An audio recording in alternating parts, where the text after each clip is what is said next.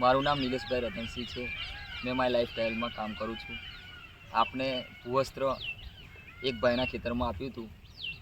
હવે એમાં શું ડિફરન્સ છે બે ખેતરના આજુબાજુમાં તે આપણે ચેક કરીએ. બરાબર. એ કાકા એમનું નામ પહેલાં કહેશે.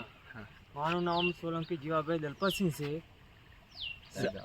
રહેવાનું અમરાપુરા, સાવલી અમરાપુરા, બરાબર. તાલુકો સાવલી, જિલ્લો વડોદરા, ગામ અમરાપુરા. બરાબર. બરોબર.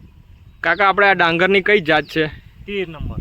ડાંગરનો 13 નંબર છે અને આપણા ડિસ્ટ્રીબ્યુટર નિલેશભાઈએ એમના માસા થાય હા તો એમના ખેતરમાં આપણે ડાંગરમાં આપણું ખાલી ભૂવસ્ત્રનો ઉપયોગ કરેલો છે. હા હવે કાકાના એક લેફ્ટ હાથમાં આપણો ભૂવસ્ત્ર, હા નિલેશભાઈ આમાં આપણે ભૂવસ્ત્ર નાખેલું છે, જે આ વાળું ખેતર છે જેમાં ભૂવસ્ત્ર નાખેલું છે.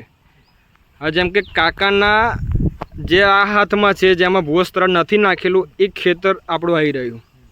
એક ખેતરનો એક આ છોડવો છે. તો બંનેના મૂળને લઈને શું તફાવત છે કાકા?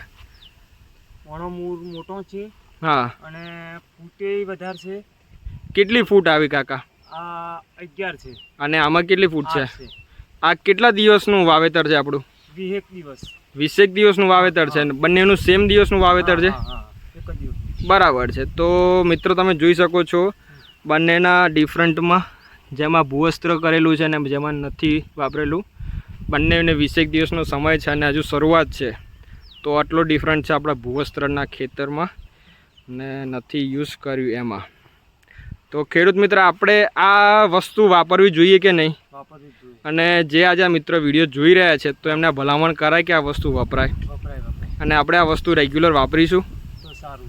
સારું, ચોક્કસ. ચલો વાંધો નહીં. તો આપણે ચોક્કસ ખેડૂત મિત્રોને મળ્યા, આનંદ થયો.